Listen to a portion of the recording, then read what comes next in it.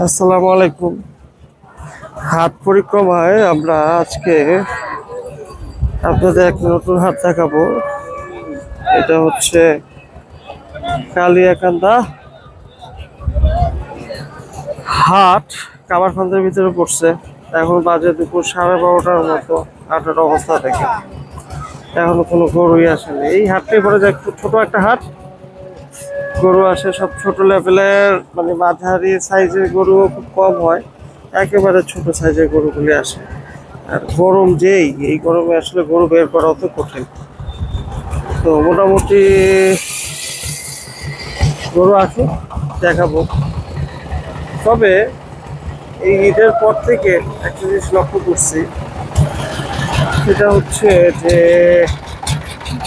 হাতে গরুর উপস্থিতি অনেকটাই কম। এটা বিভিন্ন রকম, এটার এখন বিভিন্ন রকম কারণ থাকতে পারে, ব্যাখ্যা থাকতে পারে। এখন আমি আমার অভিজ্ঞতা থেকে বা আমার অবজারভেশন থেকে যদি আমি আমার বক্তব্যটা তুলে ধরি, অনেকে অনেক কথা বলবে। তারপরেও আমার মনে হয় এই যে 595 টাকা গরুর গোস্ত আর 700 টাকা গরুর গোস্তের ভিতরে যে একটা মারামারি চলছে, সেই মারামারির মধ্যে আমার মনে হয় যে আসলে হাতটা পড়ে গেছে। তার কারণ দেখেন, আগে কষায়ের দোকানে গরু বিক্রি হইতো খুবই কম, কিন্তু এখন দেখবেন এই এই যে বয়কট মাংস আর যাই হোক দামের একটা খেলা, সেই খেলার কারণে আমার মনে হয় বাঙালি যখন 5 কেজি দরকার সে 10 কেজি কিনছে, যার 1 কেজি দরকার সে 5 কেজি কিনছে। আমার পরিচিত এমন অনেক কষাই আছে যারা মনে করেন যে মাসে 4টা কাটতো, 5টা কাটতো, তারাও 50টা 60টা করে কাটছে। তো ওই কারণেও একটা ইফেক্ট পড়ছে। আরেকটা জিনিস হচ্ছে, আমি মনে করি আমাদের তো আসলে উৎপাদন কম। উৎপাদন কম কেন বললাম, একটু উৎপাদন তো আসলে আমাদের দেশে যে দুধের গাইগুলি আছে সেগুলি তো বিশেষ করে হলস্টাইন ফ্রিজিয়ান কিংবা জার্সিও তো কম করা হয়, কারণ জার্সির দুধ কম হয়, হলস্টাইন ফ্রিজিয়ানের দুধই বেশি হয়। তো হলস্টাইন ফ্রিজিয়ান দিয়ে আমরা দুধ উৎপাদন সম্পন্ন হয়েছে আলহামদুলিল্লাহ। তো হলস্টাইন ফ্রিজিয়ানের ভিতরে যখন আপনি বীজ দিবেন, সেহেতু হলস্টাইন ফ্রিজিয়ানই আসবে, আসার জন্যই বীজ দিবেন। তার কারণ হচ্ছে একটা মা যদি 20 লিটার দেয় বা 15 লিটার দেয়, তার প্রথম বিয়ানে যে দুধ বাড়ে, তারপর দ্বিতীয় বিয়ানে যে আরও দুধ বাড়ে। সো ওইটা হচ্ছে দুধের লাইন। হ্যাঁ, তো এখন আপনি আমাদের তো এই যে দেশি গরু, যেটা আমাদের কোরবানির চাহিদা, সেই দেশি গরুর প্রোডাকশন কিন্তু খুবই কম। যেমন শাহিওয়াল, সিন্ধি বা দেশাল যেটাই বলেন। এখন আমার মনে হয়, আমি আগে বলছি সম্ভবত কোনো ভিডিওতে, তারপরেও আবার বলি যে আমাদের এখন এই জায়গায় মানে করা উচিত, মানে মানে নজর দেওয়া উচিত। সেটা হচ্ছে যে আমাদের দেশি গরু উৎপাদনে চিন্তা করা উচিত। আমাদের দেশ গ্রামে যারা শাহিওয়াল পালে বাছুর উৎপাদনের জন্য, তারা করে কি যে একটু বেশি মুনাফা লাভের জন্য চেষ্টা করে হচ্ছে ওটার মধ্যে ব্রাহ্মা দেওয়ার। যদিও ব্রাহ্মা সরকারিভাবে বন্ধ বাংলাদেশে, কিন্তু তারপরেও কিছু অসাধু চক্র আছে যারা এখনো আর কি গোপনে এই সার্ভিসগুলি দিয়ে যায়। আমি বলতেছি না সবাই, বাট মানে এটা যে বলে যে মানে আন্ডার টেবিল এই কাজগুলি করার কারণে যেটা হয়, সো ওই আমাদের দেশি গরু যেটা আমরা নর্মাল, সেটা তো আমরা আর পাচ্ছি না। দেখা যাচ্ছে অন্যরকম স্পেশালাইজড জাতগুলি আসতেছে। কিন্তু আমাদের উচিত এখন এই শাহিওয়াল, সিন্ধি, তারপরে আমাদের দেশি গরু বা দেশাল জাত যেটা, সেই গরুগুলিকে মানে প্রোডাকশনের জন্য করা। এই গরুগুলি প্রোডাকশনে কিন্তু খরচ কম। আমি আপনাকে বলি, আমাদের একটা দেশি জাতের গাভী পালতে আমাদের খুবই কম খরচ হয়। আমাদের একটা হাই ইল্ডের গাভী, কিংবা মনে করেন যে একটা ওই খুব উন্নত জাতের গাভী পালতে যেমন খরচ হয় প্রচুর, কিন্তু আমাদের দেশি গাভীগুলি পালা ওদের চাহিদা কম, রোগ প্রতিরোধ ক্ষমতা খুব ভালো। তো আমরা যদি সেইখানে একটা নজর দিই এবং বাছুর উৎপাদন করি, তাহলে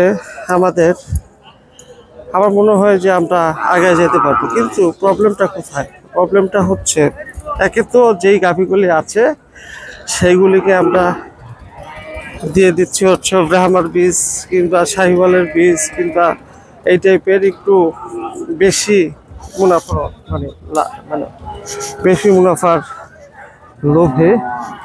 এখন আরেকটা জিনিস হচ্ছে, কসাইরা যে গরুগুলি কিনছে, এই যে ধুম ধুম করে গরুগুলি কিনছে, তারা মনে করেন যে ওই যে বললাম যে 5টা গরুর জায়গায় 20টা গরু, এই 20টা গরুর মধ্যে তো 6টা গরু ছিল গাভী মিনিমাম।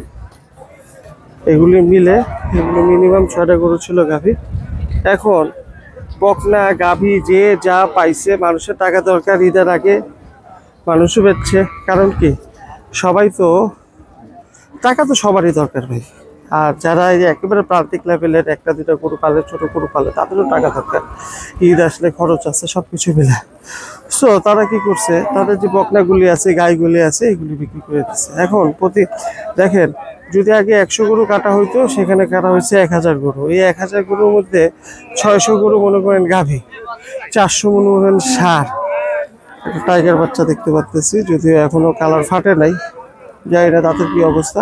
গরু আসুক, তারপর 2-4টা গরু দামাদামি করে দেখাবো। ওইখানে একটা টাইগার প্রিন্ট আছে সুন্দর। তো এই যে 600 গরু যে গাভী কাটলেন, এই 600 গাভীর তো প্রোডাকশন লাইন অফ হয়ে গেল, তাই না? এই 600 গাভী যদি থাকতো 1 বছর 2 বছর, হয়তো বা 2 বছর বা 3 বছরের মধ্যে 600 গাভী থেকে আমরা 300 বাছুর পাইতাম, 400 বাছুর পাইতাম তো খুবই নমিনাল হলেও পাইতাম। কিন্তু সেগুলি তো ওইখানে স্টপ হয়ে গেল। আমরা ষাঁড় গরুগুলিকে রেখে দিই। তো ষাঁড় গরুগুলি রেখে দিলে কি সুবিধা হয়, আমরা ষাঁড় গরুর একটা ভালো দাম পাই। আমরা জানি গাই গরুর দাম কম, আমরা জানি বকনার দাম কম। তো তখন আমরা করি কি, আমাদের খাওয়া খরচটা বাঁচানোর জন্য, মানে আমরা বলতে প্রান্তিক ইয়াদের কথা বলতেছি, যে খাওয়া খরচটা বাঁচানোর জন্য, বিকজ আপনি তো 1টা বা 2টা গরু পালবেন, সারাদিনে 200-300 টাকার খাবার কিনবেন। সো আপনাকে বুঝতে হবে এই খাবার খরচটা তাকে যোগান দিতে হয়। তো তখন তারা আর কি এই গাই গরু কিংবা এই বা বকনাগুলির পরে পিছনে খরচ করতে আগ্রহী থাকে না। তো তখন আসলে এদের আমরা কালি করে দিলে দেখেন আপনার প্রোডাকশন লাইনটা নষ্ট হয়ে গেল। আর আমরা খুব মানে আমরা বাংলাদেশিরা, সেটা প্রবলেম হচ্ছে, সেটা হচ্ছে যে আমরা বাঙালিরা শর্ট টাইম রিটার্নে বিশ্বাসী, লং টাইম কিন্তু আমরা খুব কম করি। একটা গাভী পালার পিছনে যে সাইজটা আছে, সেই সাইজটা হলো, গাভী পেলে আপনি লাভবান হবেন। আমি দেশি গাভীর কথা বলতেছি, আমি ইয়ার কথা বলতেছি না, হাই ইল্ডের কথা বলতেছি না। দেশি গাভী পেলে আপনি লাভবান কখন হবেন? ধরেন আপনি একটা গাভী কিনলেন, সেই গাভীটাকে পালতেছেন, সেই গাভীটাকে পেলে আপনি গাভ করলেন, প্রথম বছর যে বাচ্চা হলো, দ্বিতীয় বছর বাচ্চা হলো। সো আপনার যে ওই গাভী থেকে যে প্রথম বাছুরটা আসবে, সেটা যদি ষাঁড় হয় হইলো, যদি বকনা হয়, সেই বকনা থেকে যদি আপনি যখন প্রথম বাছুরটা পাবেন, তখন হচ্ছে আপনি প্রফিটে যাবেন। মানে ব্যাপারটা এরকম, মানে আপনার সব খরচ উঠে যাবে। আমি আমার রিয়েল লাইফ একটা এক্সপিরিয়েন্স বলি। যেমন আমরা যখন প্রয়াস এগ্রো ফার্ম দেই, তখন আমাদের প্রথম যে গরুটা কিনছিলাম, সেটা হচ্ছে আমাদের একটা বকনা কিনছিলাম, আমাদের প্রয়াসের 1 নম্বর গরু বকনা। এটার কারণ হচ্ছে, আমরা যে জায়গাটায় খামার করেছি আপনারা দেখেছেন, এই জায়গাটা একটা ফ্যামিলি ছিল। সেই ফ্যামিলিটাকে আমরা পরবর্তীতে আমাদের খামারের কার্যক্রমের জন্য রেখে দিই। তো যেহেতু এটা কনফ্লিক্ট অফ ইন্টারেস্ট হয়ে যায়, যে আমাদের গরুর বিজনেস প্লাস তারাও যদি আলাদা করে গরু পালে, এটা বিজনেসের ক্ষেত্রে কনফ্লিক্ট অফ ইন্টারেস্ট হয়ে যায়। সেক্ষেত্রে তাদেরকে আমরা বলেছিলাম যে তাহলে তো আপনি গরু পালতে পারবেন না। তখন ওনারা বলছিল ঠিক আছে, সমস্যা নেই, আমি বিক্রি করে দেব। তো তখন আমরাই রেখে দিছিলাম, ওনার সাথে একটা দাম দর করে আলহামদুলিল্লাহ রেখে দিছি। তাকেও ঠকাই নাই, আবার কনফ্লিক্ট অফ ইন্টারেস্টও আমাদের প্রবলেম হয় নাই। সো ওই গাভীটার থেকে আমরা আলহামদুলিল্লাহ 4টা বাছুর পেয়েছি এবং 5 নম্বর গাভ সে। প্রথম বাছুরটা তো বিক্রি করে ফেলছি আলহামদুলিল্লাহ, দ্বিতীয় বাছুরটা হয়েছে মানে তারপরে আমার 2টা হয়েছে বকনা, তারপরে 4 নম্বরটা হয়েছে হচ্ছে আবার ষাঁড় টাটা, আমাদের যে টাটাকে আপনারা দেখেন। সো আপনার ওই দ্বিতীয় যে বাছুরটা এটা হলো বকনা, তৃতীয় যে বাছুরটা বকনা। আলহামদুলিল্লাহ দ্বিতীয় বাছুরটা হিটেও আসে নাই কিংবা আমরা বীজও দিই নাই, আমাদের এই বকনাটা এখনো আছে, এবার ঈদের জন্য অ্যাভেলেবেল। এটা হিটেও আসে নাই আর আমরাও আর বীজ দেইনি, তার মানে ওটা দামুর আমরা বলতে পারি, মানে খামারি পরিভাষায় আমরা ওটাকে দামুর বলতে পারি। আর সেই সাথে আপনার 3 নম্বর যে মানে আমার বকনাটা হয়েছিল আলহামদুলিল্লাহ সেটা হিটে আসছে এবং আমরা তাকে বীজ দিয়েছি এবং আলহামদুলিল্লাহ সামনের মাসে সম্ভবত চেক করব, 3 মাস হবে যে ও বাছুরটাকে রাখছে কিনা, যদি মানে কনসেপ্ট করছে কিনা, যদি কনসেপ্ট করে থাকে তো আলহামদুলিল্লাহ, না হলে আবার চেষ্টা করব। সো আমি একটা গাভী থেকে 4টা বাছুর পাইছি এবং তারই বংশধর থেকে আলহামদুলিল্লাহ যদি কনসেপ্ট করে আমরা একটা বাছুর পেতে যাচ্ছি আগামী সিজনের আগে, মানে 2024 না 25 সিজনের আগে। তার মানে সেটা হবে আমার পিওর লাভ। আর ইন দ্য মিন টাইম আমি তো 4টা বাছুর পাইলাম। একটা গাভীকে পালা যায় খুবই কম খরচে। কিভাবে? আমার তো ষাঁড় গরুর প্রজেক্ট, দেখা যায় যে খাবার উচ্ছিষ্ট থাকেই, সেই সাথে গাভী গরু তো আসলে ওটার চাহিদা কম থাকে, ঘাসের চাহিদা বেশি থাকে, ঘাসে তো আমাদের উৎপাদন খরচ মানে একটা গাভী 2টা গাভী 3টা গাভীর ঘাস আশেপাশে উৎপাদন করা যায়, সমস্যা হয় না। তো সেভাবেই আর কি, কিন্তু মানে মানে ব্যাপারটা আমি মানে ক্লিয়ার করতে পারলাম কিনা জানি না।